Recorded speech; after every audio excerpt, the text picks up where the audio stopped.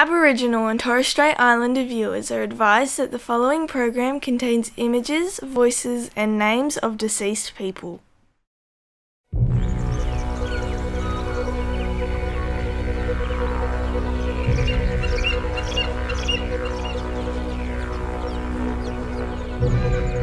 I acknowledge the traditional owners of the lands and waters throughout Australia.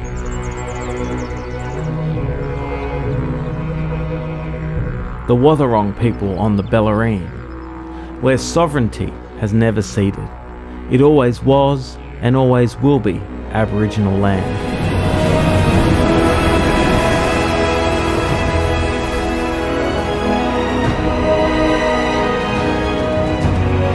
We recognise the past atrocities against Aboriginal peoples of this land, and that Australia was founded on the genocide and dispossession of First Nations people.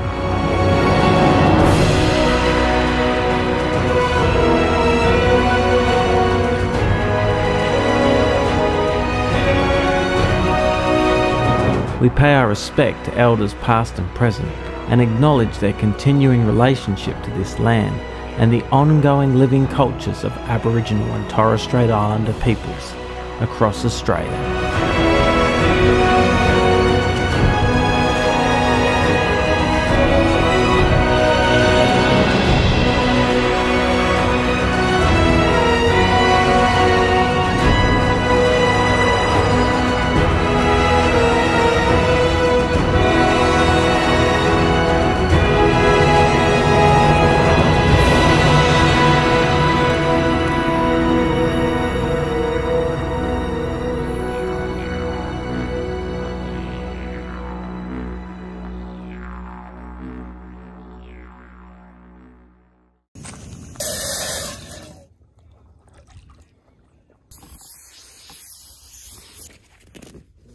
Hi, it's Peter, and welcome to SquattAus.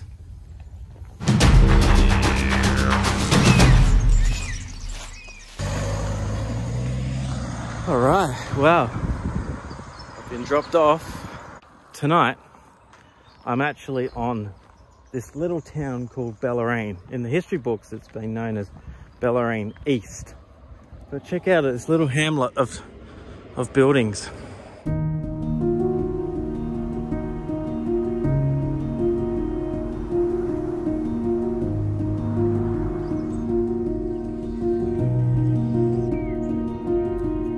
You may remember last time I spoke about Thomas Sprout and his relative, the Browns, and they were from Borg in Scotland. Well, this little hamlet was set up to be like a replica of Borg.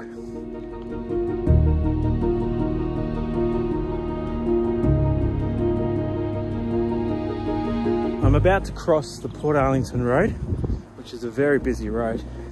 I'm in my backpacking gear. I've already dumped my swag. The only people that could potentially see me are the fishermen out there. So tonight, we're actually featuring a gentleman called James Conway Langdon, or as he's sometimes known in history as J.C. Langdon. Should be safe if I keep it stashed under there. He was the person that built what's now known as Spray Farm.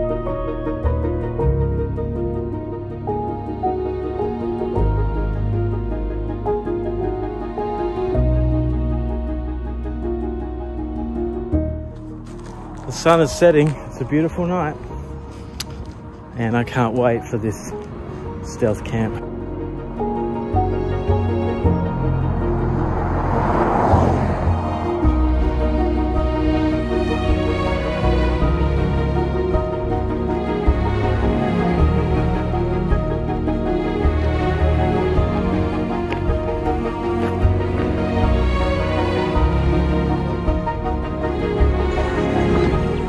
So nice to be out on the Bellarine, wathaurong country.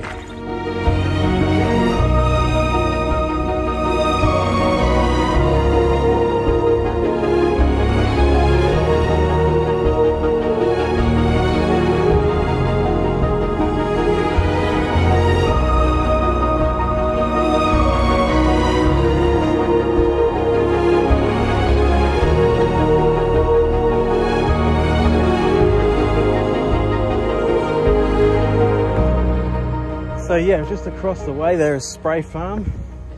The original house is on the left-hand side and the addition is on the right-hand side. But it's a pretty amazing house. Obviously that's private property and I can't camp on private property. I mean, 200 years ago it didn't matter, people just came and took it. But today, different story. I'll get in trouble if I go on private property. But where I'm going is down the end there, and it's on Crown land. So the water's edge is Crown land. So the worst that can happen to me is if I get caught, the police will ask me to move on. I hope that doesn't happen. That's the whole point of being stealth, that no one sees me. But anyway, we'll see how we go.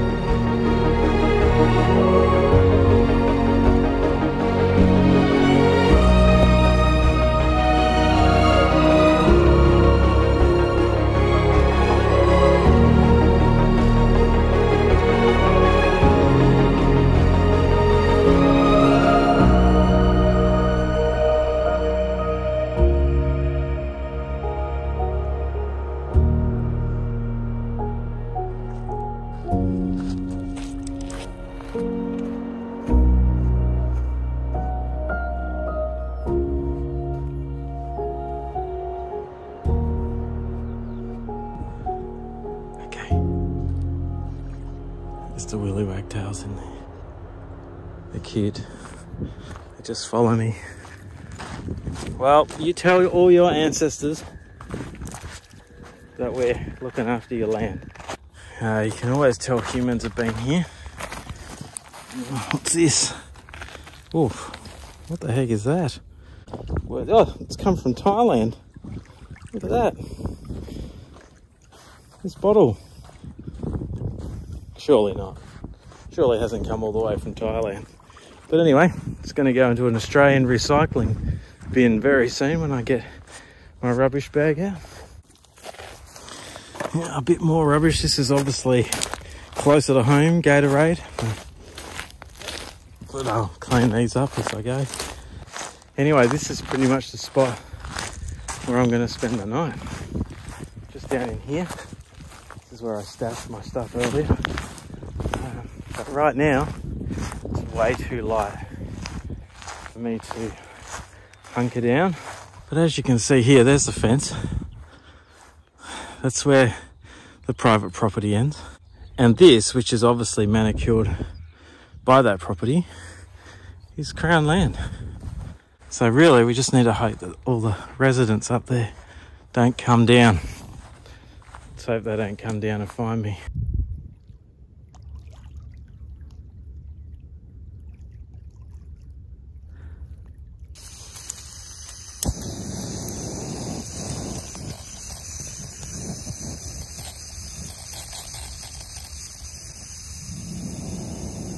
Okay, let's pop this up on here.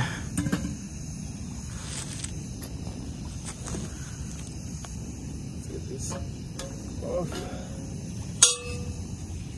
Let's get this going.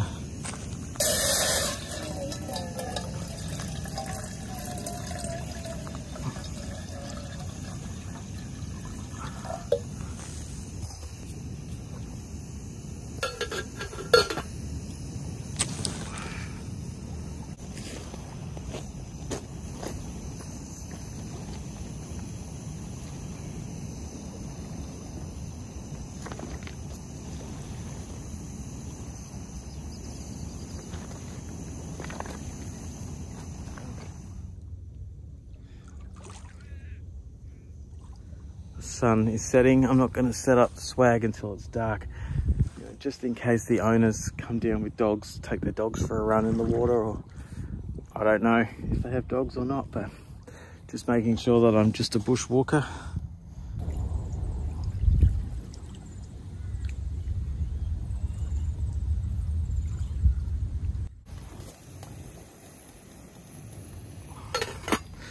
Oh, it's coming, but while we wait for the billy to boil, how about we learn a little bit about J.C. Langdon?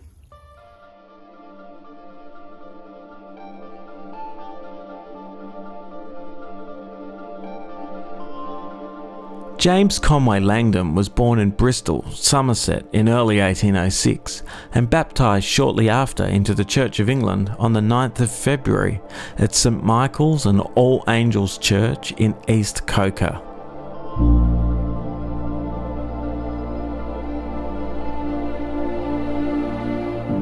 James' father, William, was a well-respected Royal Navy commander and was involved in serving in the South East India Company in Madras and the West Indies.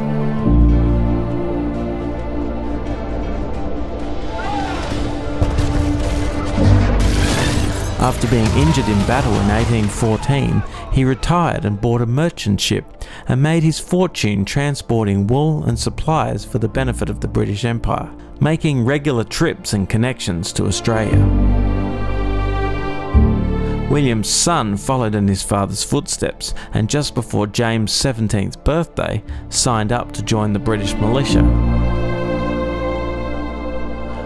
Once commissioned in 1822, he was assigned to the Light Infantry and the 1st Somersetshire Regiment. In September that year, the regiment was sent to strengthen the British forces in India. Before long, they were engaged in combat with the Burmese in the First Anglo-Burmese War. The task of the light infantry included advance and rearguard action, flanking protection for the British Army and forward skirmishing. They were also called upon to form regular line formations during battles or as part of fortification storming parties, providing a skirmishing screen ahead of the main body of infantry in order to delay the enemy advance.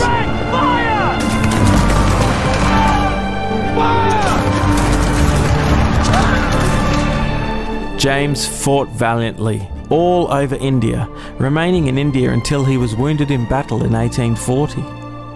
Before returning to England and marrying the love of his life, Ellen Cookson, on July 8, 1841, at this parish church in Lyminster in Hampshire. Just 1 month later, Ellen, just 21, and James, 34, decided to start a new life together in Australia.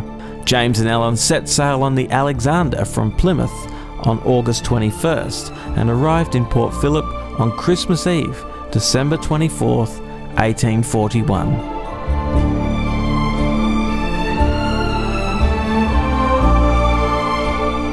On first arrival, they headed to the original colonial campsite at Indented Head, in current-day St Leonard's, where he set up a sheep run called Ellendale, named after his wife. Just a few months later, in early 1842, Police Commissioner of Crown Lands and experienced British Army militia leader, Captain Foster Fynes from Geelong, was commissioned to stop the Indigenous uprising in the Western Districts of Victoria. Fynes recruited the best militia, including men from the light infantry, to create storming parties to stop the Indigenous attacks. With the 2 decades of experience James Conway had in combat, it would be extremely plausible that he would have been drawn upon to engage in the attacks. The new colonists took the sacred lands of the Indigenous, and it was no surprise the displaced Indigenous fought back.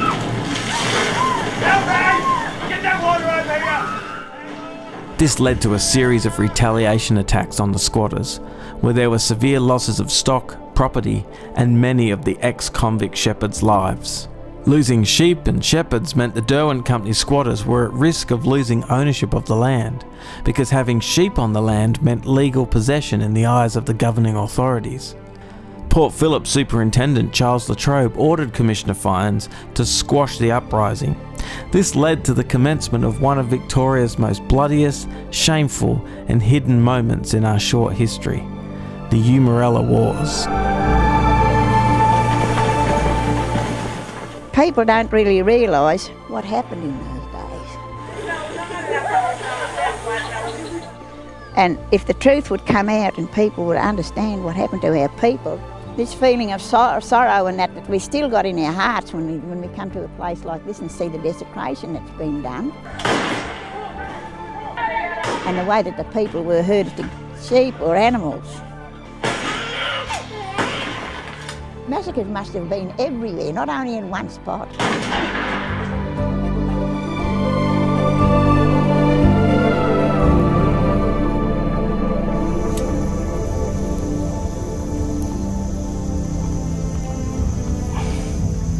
Stir it up. Got my little treat. I actually suffer pretty bad from hay fever when I'm on the peninsula, but I find that the local honey from the local bees actually takes away my hay fever symptoms. So this is Beck's honey, but this is I'm only promoting this because this is a local company, but with the local bees, that's what makes it amazing for us here on the peninsula. I mean, Aboriginal people knew this, didn't they? They've been doing this for years, and we follow some of their remedies, and surprise, surprise, my hay fever symptoms go away. Maybe there's a lesson there for us somewhere. As well as coffee, tonight I've got a cottage pie to eat. This is in honour of J.C. Langdon's wife Ellen, from the ranch up there that they had. I'm sure they would have had a lot of cottage pies.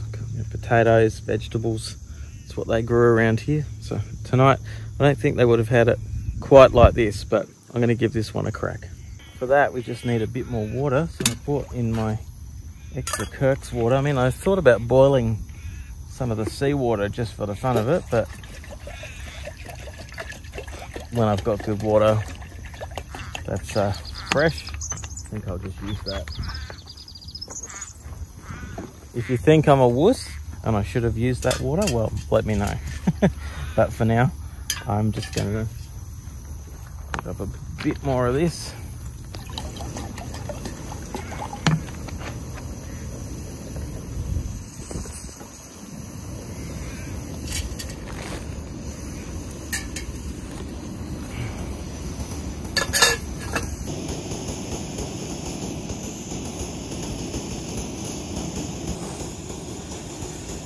Alright, let's give this a crack.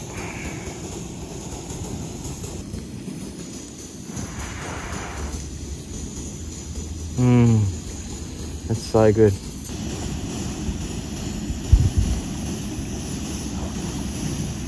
Yeah, he won't be able to see me from there.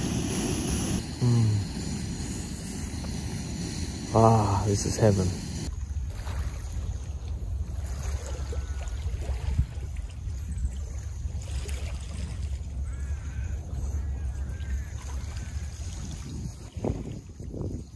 Well, I don't know if you agree, but this has to be one of the best squatting sites for stealth camping in the world.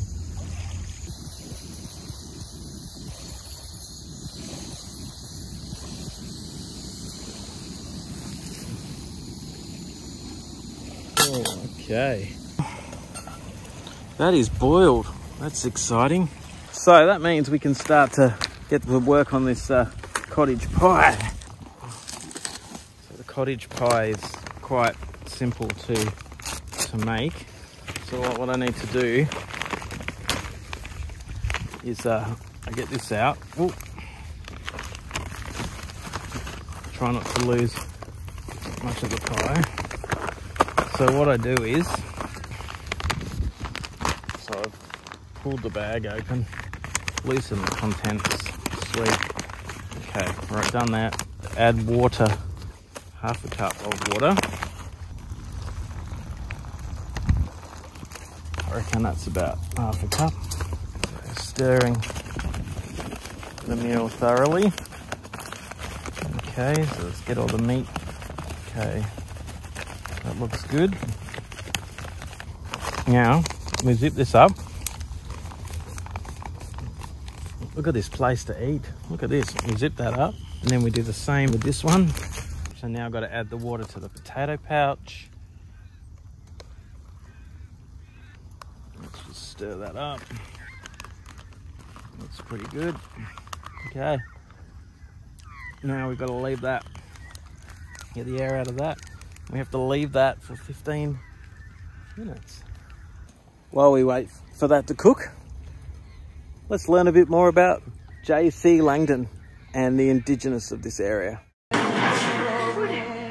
old people didn't tell us everything, you know, those sort of things. I know my granny Lovett. She was only a little girl, and her mother and her hid in the swamp. They must have seen a massacre. Granny Lovett was saying that her and her mother hid in the swamp, and they hid there until everything was over, and that's how they got saved. Oh, there was hundreds of people died in the massacres, which there was massacres all over the place, but they probably weren't recorded because they had a shooting board that they had with Aboriginal people.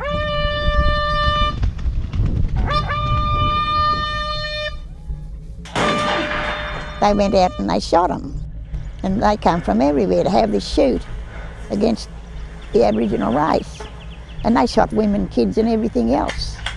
And that wasn't, you know, they wouldn't say how many they'd shot. They wouldn't put that down because it was a sport to them. It was like shooting animals. Fire at will! By early 1842, the frontier wars were in full swing. By now it was obvious that shipping thousands of convicts and treating them inhumane was causing a rapid moral decline in early Australian society. And now many of the ex-convicts seeking a life of freedom took up arms in Western Victoria as shepherds. Working for the squatters, these men had hopes for a prosperous future. But the immorality was a huge stain on this new colony and didn't reflect well on British governance. So the Empire decided to counteract the moral decline by bringing over respectable free settlers to help create a positive, balanced and Christian society. So an assisted migration scheme was established where the British gentry were encouraged to apply. James Langdon was amongst a third of migrants who came to Australia between 1830 and 1850 who paid their own way. Skilled migrants. 58,000 new respectable people came to Australia between 1815 and 1840.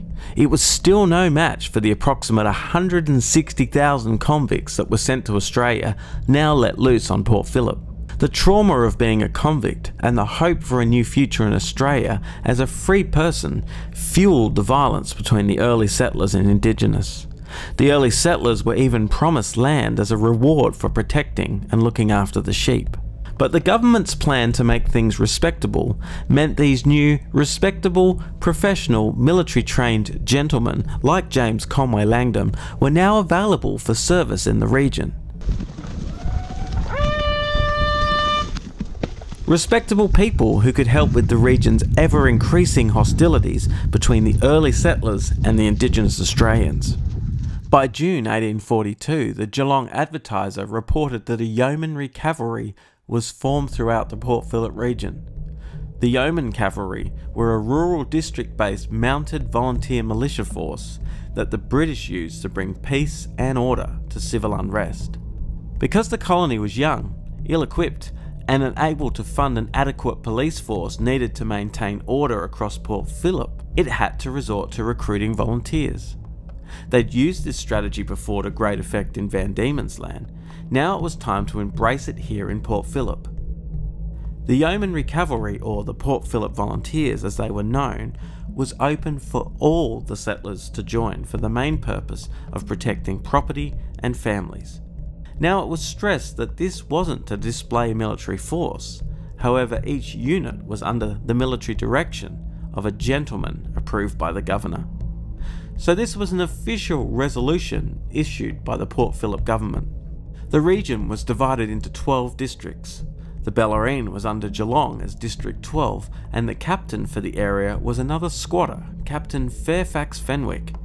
He was to choose 2 more lieutenants, of who James Langdon would have made a perfect candidate. The volunteers were trained, organised and commissioned as regular soldiers, except not paid. The officer's role was to make sure all the volunteer militia had weapons and supplies. A magistrate's permission was needed to authorise any attack, so lucky for James, his neighbour was Thomas Sprout, the local magistrate, so he could quickly authorise any attack. We don't have any idea on how many Indigenous people were killed on the Bellarine, or Geelong by the Port Phillip volunteers, but it certainly makes sense why ex-military personnel took key locations around the Bellarine to take a strong defensive hold for the region. Whilst there isn't much recorded of James Langdon in the history of Port Phillip, Langdon Street in Portarlington is named after him.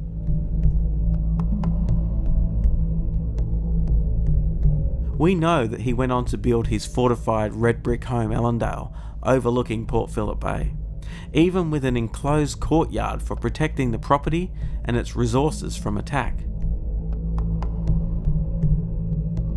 By the 1870s, it was believed the last remaining Indigenous in the region died, leaving a ghostly silence to a land that was once full of dreaming and wonder. I wonder, in James Langdon's later life, how he reflected on his life in India, then Port Phillip, then to retire comfortably and pass away in his new self-made town of Geelong on the 27th of May, 1887. Today you can visit his grave at the Geelong Western Cemetery, where he's placed alongside other early settlers, including the man who purchased Allendale off him, Mr. Charles Ibbotson. And then you've got down here Hobbs. Interesting. But despite the brutal extermination of the Indigenous Australians, many of the Indigenous Australians survived and passed on their survival stories. I know it happened all over Victoria, that people were shot down and things like that. But here I think was the worst, because the Yeoman War took a lot of people away, you know, with fighting and things like that. But I'm proud of my people, how they stood up against the gun. The frontier wars on the Bellarine and Western districts are mostly forgotten in history. But we must tell these stories. We must unearth these truths. And I hope these videos will spark up the conversation about this tragic stain in Australian history. It is just everything that I adore. Nature, beauty, serenity. It's just amazing. Look at this. All around. Nothing. Look at that. Nothing. All around is nothing. Just serenity.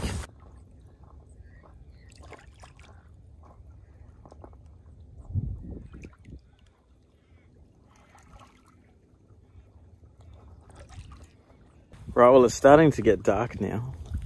There's literally no one around. No dog walkers, nothing. It's just perfect. I actually feel pretty safe. Okay, that's been nearly 15 minutes. What I need to do is put all this into here. Mix it all together like this. Mix it all together.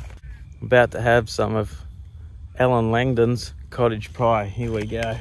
Give it up. Whoa.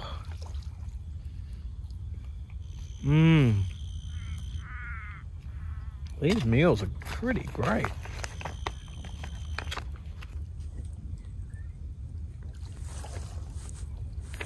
Well, I finished the cottage pie. It's delicious.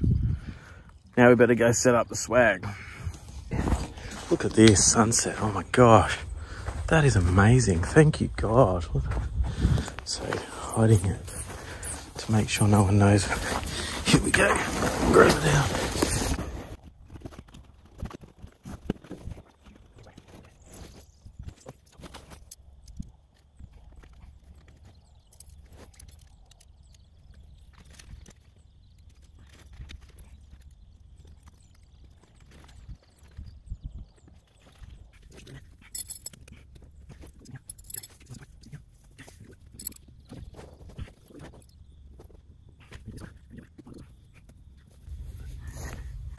Pull it tight. Now that's the best it's been set up so far. Okay, so if anyone drives down, they're not going to see it straight away. I mean, obviously they'll see it when they get down here. It's pretty good. All right.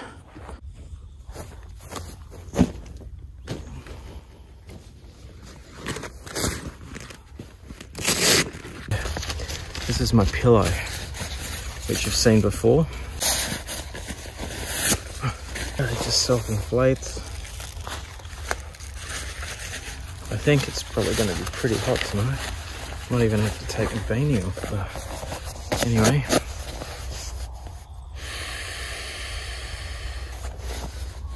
Definitely need to put the insect repellent on. Now, in Australia, there's only really one option, and that's Aerogard. And you just spray it all over the joint. That's a lot of Aerogard, but I don't want these mozzies. See, they've gone. They've all gone. It's beautiful. It's a lovely smell, but it's better than being eaten alive by mozzies all night. Some stars starting to come through. It's amazing. I'm about to go to bed because it's just perfect. So quiet. You could imagine here corroboree. You can imagine Aboriginal families here. Like, it's just so flat. It's so perfect. You know, J.C. Langdon would have come down here and had parties down here, and that's beautiful. But this little plateau of land here would have been perfect for Indigenous corroboree. We have no clue about history here. Much of it was lost. All right. Well, let's get this ready for bed, eh?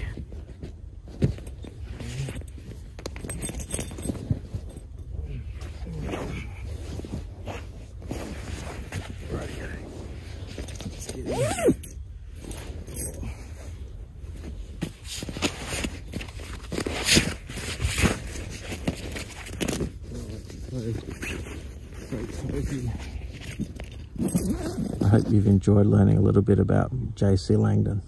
We still don't know much, but if you know, if you can find out more, that'll be great. Let me know. If anything, we're just starting a conversation and we're learning. We're all learning about Australian history. Anyway, I'm off to bed, so good night.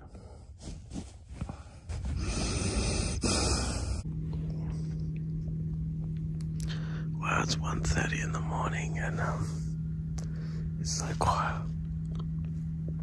I just had a boat banging around and it's just left and just gone to check it out and then saw that the moon is coming up. It's not quite a full moon, but it's a pretty cool moon.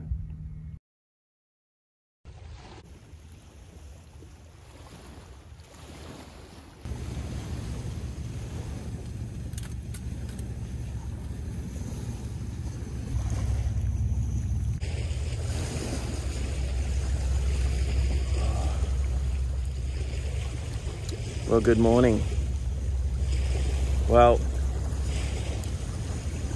whilst I anticipated this would have been one of the best sleeps ever, I've actually been awake on and off since 1:30. I got about four and a half hours sleep, and from 1:30 onwards I woke up, something woke me up, and then just couldn't get back to sleep.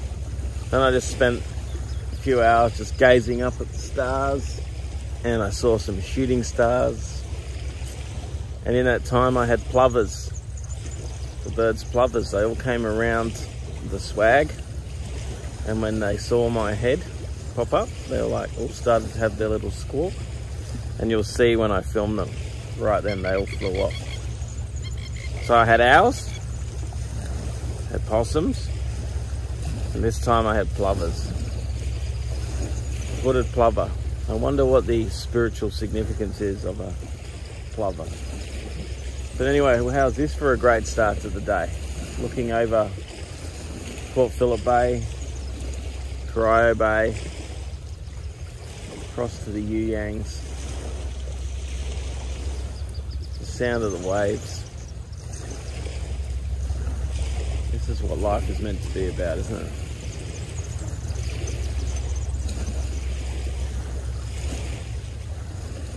Watching the sunrise.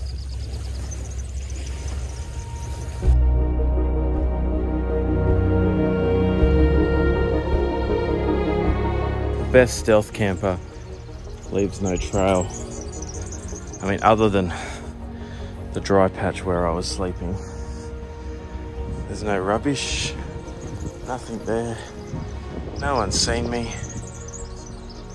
No one's out there. Another successful stealth camp.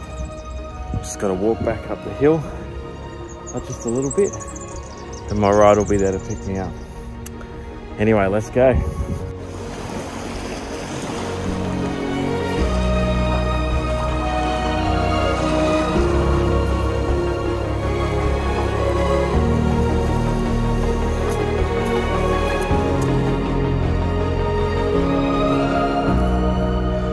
Thank you, God. We get to live for another day. Another day, another successful stealth camp. The scenery has been fantastic. The isolation has been amazing. And now my ride is coming. I've got to head off to work. So take care. Don't forget to like and subscribe to the channel. Share it with your friends. And comment what you've loved most about today. Take care. We'll see you soon.